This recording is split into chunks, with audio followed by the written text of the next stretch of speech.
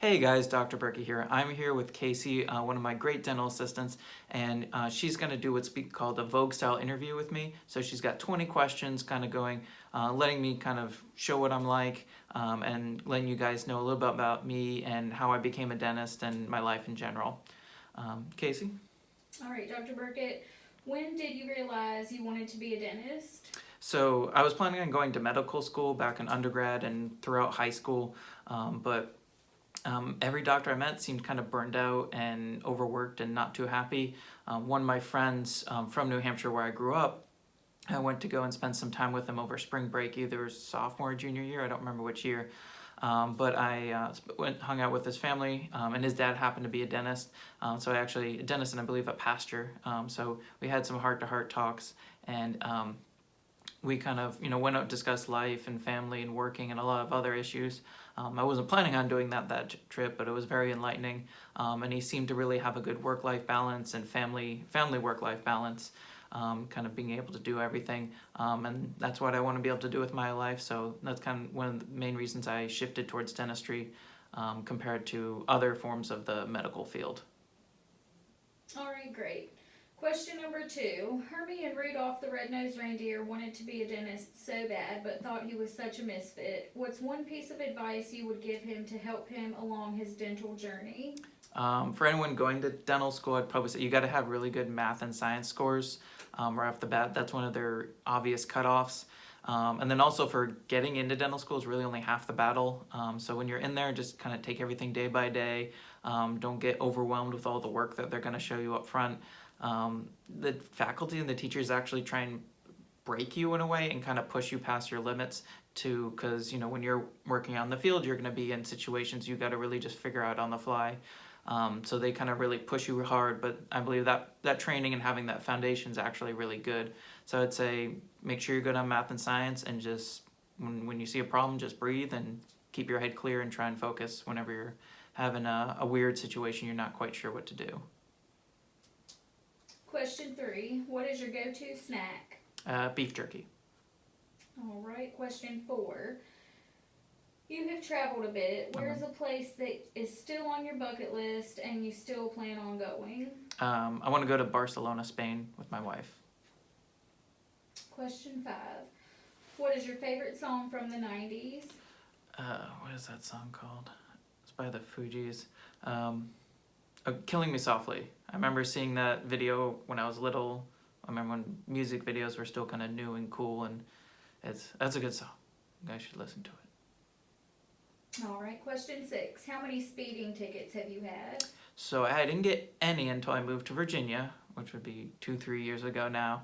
And I think I have 2, and I don't plan on getting any more. Question number 7. What is your favorite holiday? Probably Christmas. Question number 8. Dogs or cats? Dogs, easily. Question number 9. Where do you see this practice in 5 years?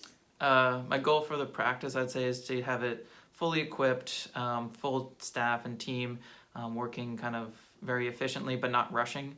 I don't want to burn out. I don't want my employees to burn out. I don't want my patients obviously have a good time and positive experience as well.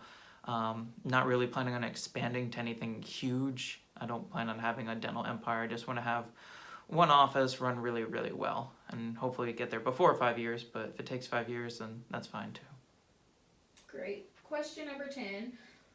What is your dream car or SUV? Not a huge car guy, but I would probably say some sort of sports car. And my family, my stepdad had a Nissan 350Z, I believe it was. That was a cool little sports car. So I'd probably lean towards something like that, probably convertible. Question 11. What is your favorite scary movie now or as a child? I actually saw this as a child and terrified me. It was the original Alien, and that's a good movie. It's really scary, but it's good.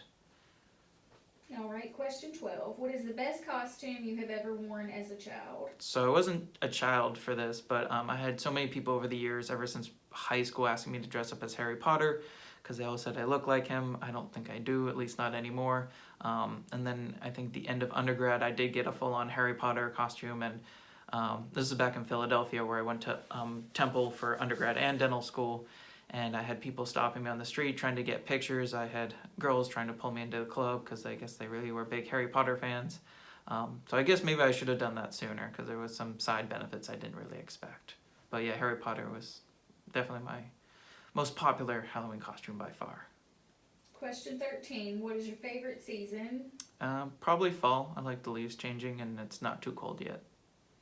Question 14. If you could change one thing going on in the world right now, what would it be and why? I mean, there'd probably be a lot of things we'd all like to change, but if I had to pick one thing, I kind of wish the education system focused a little more on entrepreneurship. So if there's people who don't feel that college or certain type of technical training is the best fit from them, they kind of have something to fall back on, something that they might be able to do better with. And obviously, I'm very much for small business. I've started my own small business, and I do feel like that's kind of the backbone of America, and it's good for the country in general to have a lot of small businesses. Hopefully some of them grow to large businesses, obviously, those people who really get it right. Question 15. What is the worst injury you've ever had? Probably, I split my scalp open when I was little. It was actually right around Halloween, and I fell off a climbing gym or something, and I completely split my scalp open and cracked my skull. And according to my family, I cannot confirm this, but when they were stitching it closed, I was singing that Halloween, that Trick or Treat Smell My Feet song, because I was numb and silly and like 5 or 6 years old. So I was singing that as the doctor or the nurse, sewed up my head. No brain damage or anything, just soft tissue damage. So good to go. Question 16. If you had a superpower, what would it be? Probably telekinesis. I feel like you can do a lot with that. Question 17. 3 people, dead or alive, you would want to have dinner with? Probably say first, actually, my grandma, who's no longer with us. My sister lives with me now, and she doesn't actually remember her because our grandma passed when she was, I think, 5 or 6. So it'd be nice to have her there. She was a really strong, good woman, good role model for her, big in the civil rights movement in the 1960s in Philadelphia. And then maybe Elon Musk, the president of, or CEO, I guess, of Tesla and SpaceX, and then to kind of probably maybe George Washington. That'd be interesting as well. That'd be an interesting dinner group to have those 3 at once. Question 18. What is your greatest strength or weakness? My greatest strength, I guess, might be resilience. We've all had a lot of bad setbacks in our life, and I feel like, I've been able to bounce back pretty well. My greatest weakness, and probably Casey and Blue will agree with this, is probably my handwriting is pretty atrocious. That's why I type everything. So I have doctor handwriting, but yeah, it's pretty bad. Question number 19.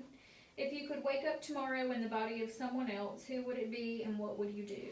I guess it would be either some sort of like Olympic gymnast or one of those free running people. I also thought like acrobatics and those crazy explosive movements are really cool. Or being able to do stuff on the rings that just, it's like they're almost flying in the air. So some sort of Olympian or gymnast. That sounds pretty cool. All right, and last question. If you were to join the circus, what would you perform? Probably be, well, I don't think I'd be good at this, but I'd want to be an acrobat. Yeah, that's what I'd try and become. I guess I was. Gotta probably work out a little more before I can start doing that. That's all of it. All right, well, I just want to thank Casey for doing this with me, and thank you guys for watching. Hopefully this was educational. If you guys have any additional questions about me or the office, just put them in the comments below, depending where you're seeing this. Hope you guys enjoy the rest of your day, and talk to you guys soon. Bye.